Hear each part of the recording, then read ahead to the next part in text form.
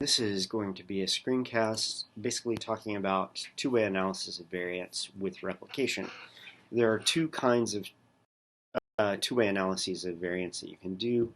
One involves replication within treatment combinations.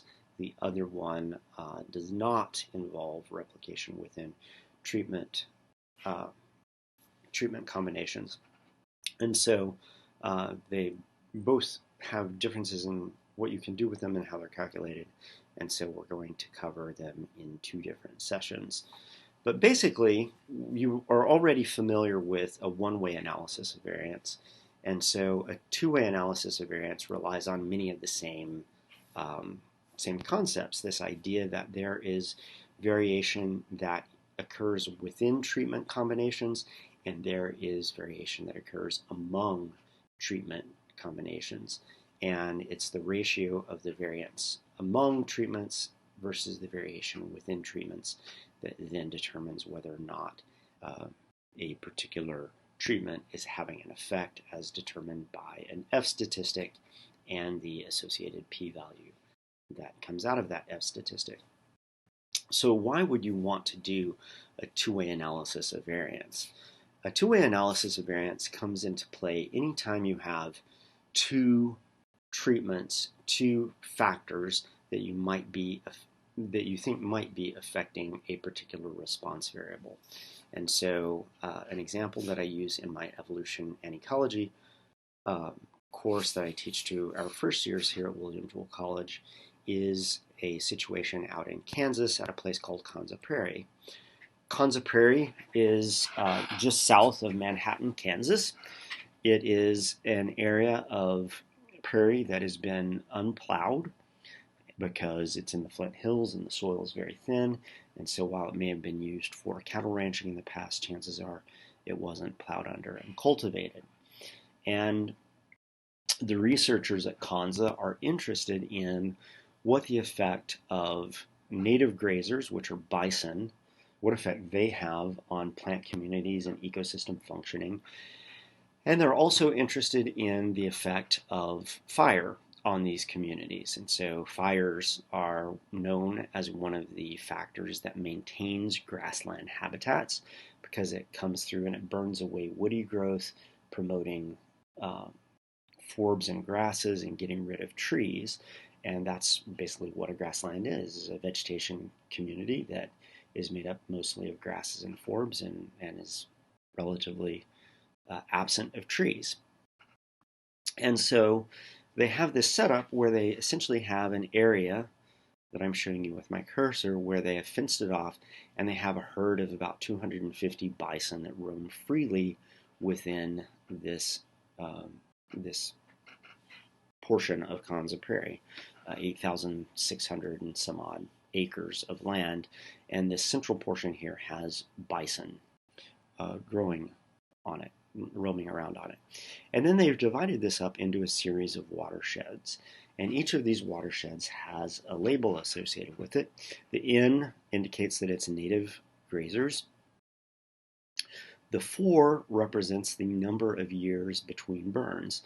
So if there's a 1, it's burned every year. If it's a 2, it's burned every other year. If it's a 4, it's burned every 4 years. And if it's 20, it's burned every 20 years. And so we have native grazers and watersheds that are burned at different burn frequencies. And then within these plots, they have fenced off some areas that keep the bison from grazing in those, which then creates a set of small plots that are ungrazed. So they have large areas that are grazed, they have small areas that are ungrazed, and then they have different levels of burn frequency, for example, every year and every 4 years. And so this is a classic example of why you would want to use a two-way analysis of variance, because you're interested in what the effect of bison is independent of the effect of fire, and you're interested in what the effect of fire is independent of the effect of bison.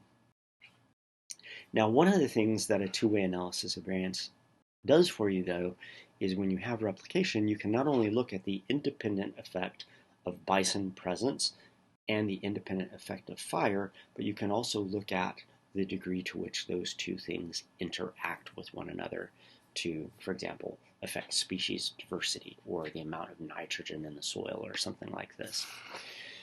And so one way of thinking about this is that we have the different watersheds. Some watersheds are burned once every year. Some watersheds are burned once every 4 years. Bison are present in all of these areas, but then there are some exclosures put inside of these plots such that the bison can't get in there and graze. So these areas on the outside would be grazed areas. The areas in the green blocks would be ungrazed areas at 1 year and 4 year burn intervals.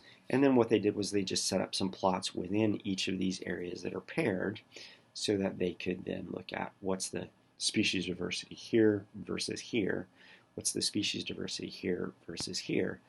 Differences between this and that are due to burning frequency. Differences between this and that are due to burning. Differences between this and that are due to grazing. And so you could express this in a table where you have the effect of grazing, you have the effect of burn frequency. In grazing, you either have ungrazed or grazed areas, and burn frequency, you either have a lot of fire or frequent fire or not so frequent fire.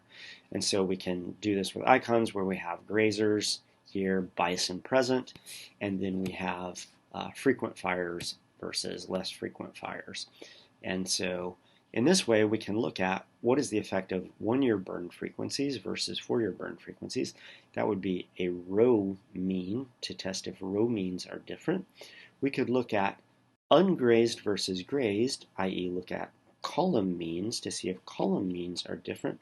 But then we can also look and see, is there a different effect when fire acts by itself versus when fire acts in the combination of grazing?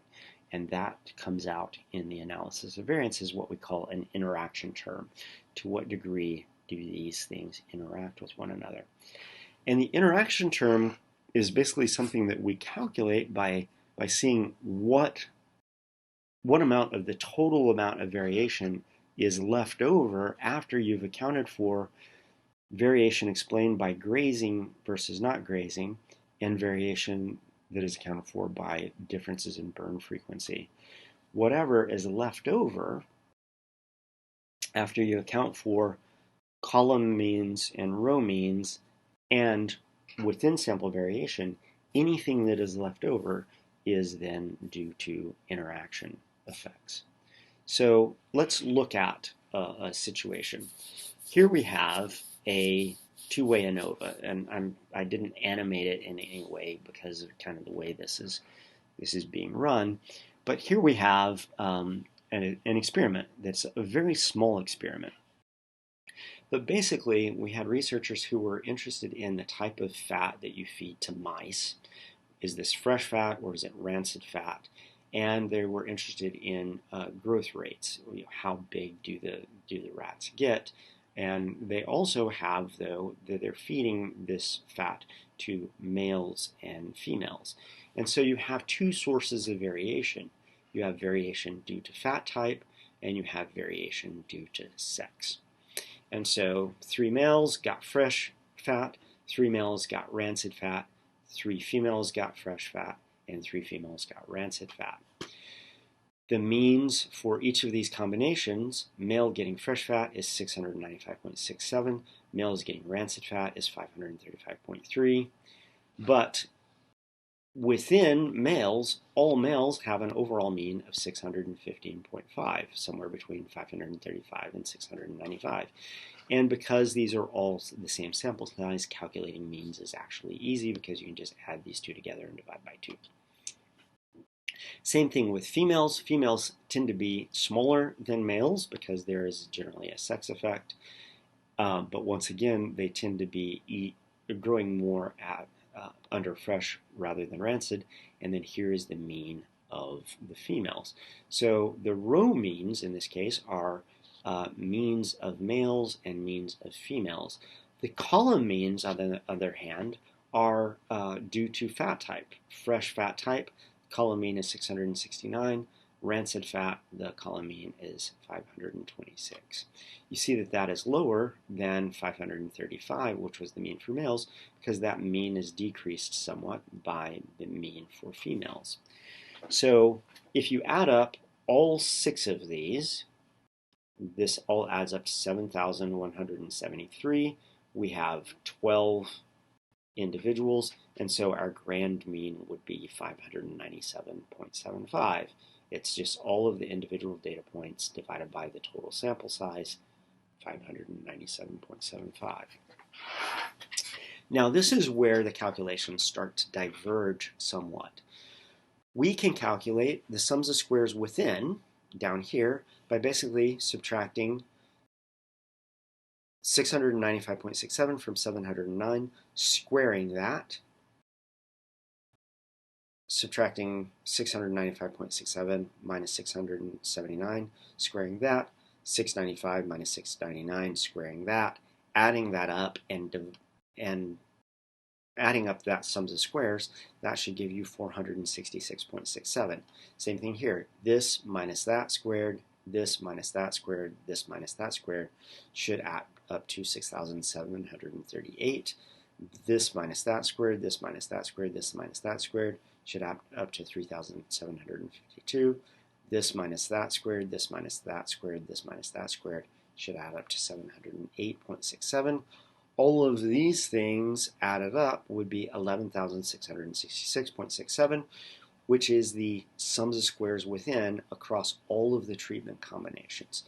That's what goes in the sum squares within part of your ANOVA table. But there's this other thing called sums of squares of subgroups.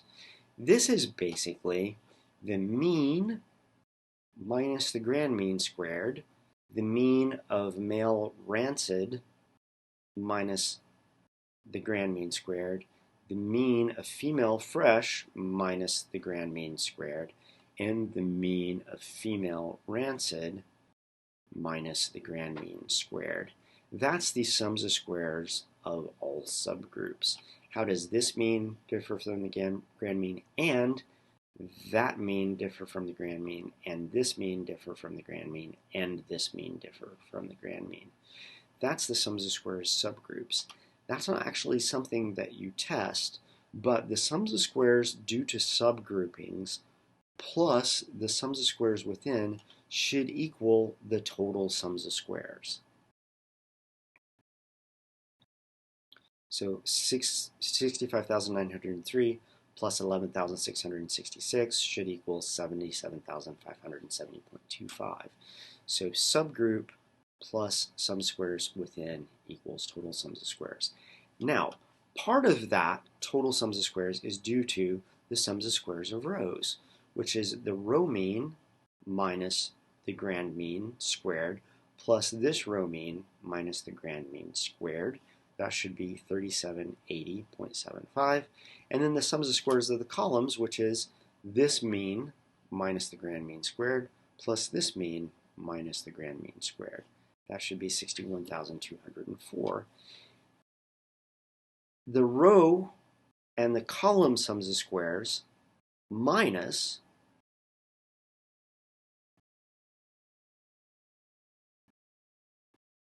the sum squares within. So if we take the total sums of squares, 77570, subtract from it the sums of squares due to row and the sums of squares due to columns and the sums of squares due to within sample variation, should leave you with whatever is due to the interaction of rows interacting with columns. And so that's how you figure it out. You figure out what the total sums of squares is based on subgroups plus sum squares within, and then you subtract from that total what is left over. And so let's check that. If we take 77570.25, subtract from that 11,666.67, subtract from that 3,780.75, and subtract from that 61,204.083. That should, whoa, something happened wrong there. What happened there? 775.70.25 minus 11666.67 minus 3780.75 minus 61204.083 should give us 918.75.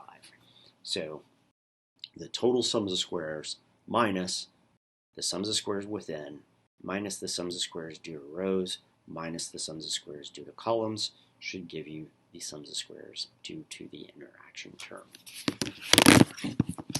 So what we end up with in an ANOVA table is we have rows and columns and row by column, an error, and the total. The total should be 1 minus the total sample size, which we just saw was 12 for treatment combinations with 3 observations each. The row is 1 minus the number of row subgroups. The column is 1 minus the number of column subgroups, and the row times column is this degree of freedom times that degree of freedom, which is 1. Sums of squares due to row is 3780.75, which we got right there. Sums of squares due to column is 61204.08, which we got right there. The error degrees of freedom is 11,666.67, which we got there. And the row by column interaction term is 918.75, which we got right there.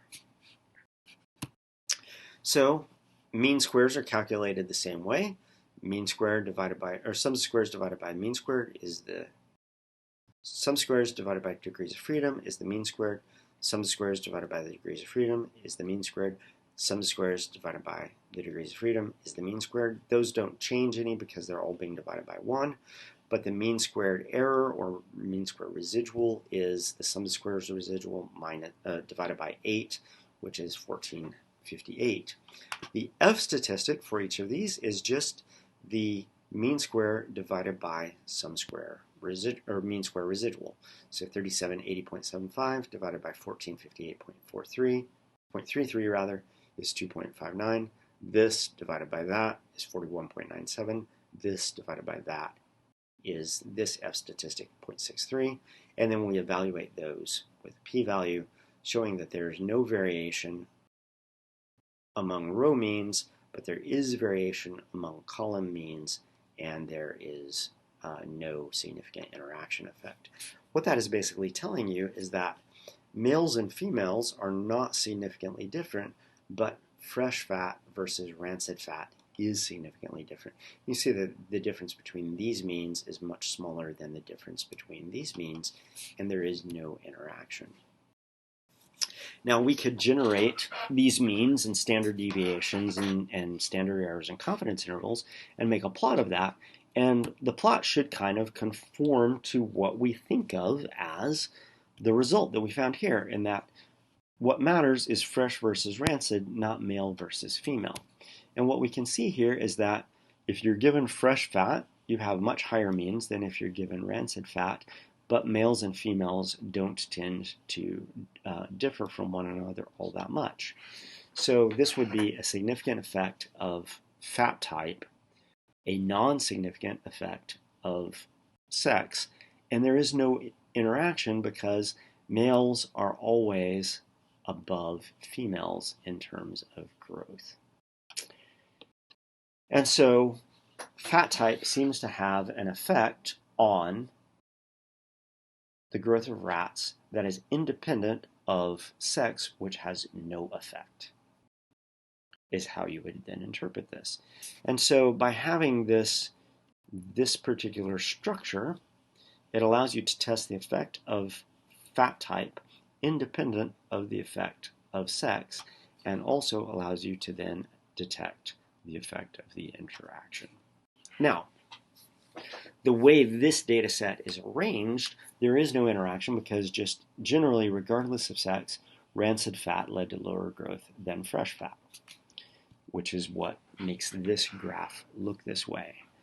But we could actually just artificially rearrange these data so that there was an interaction, and we could do that by basically just moving the rancid data within males to the fresh column and move the fresh column to the rancid column, and that would show us an interaction term that was then significant. And we'll do that in just a minute, but I want to cut off this video right now. And what I want you to do is, these are the results, and you can see the results here, but what I want you to do is go through and take a little bit of time before you watch the next video and calculate all of these sums of squares by hand. Just once again to reinforce that you know how the test is functioning. And you should get these answers if you're doing it correctly. If not, you need to go back and either check your approach or check your mathematics, your arithmetic.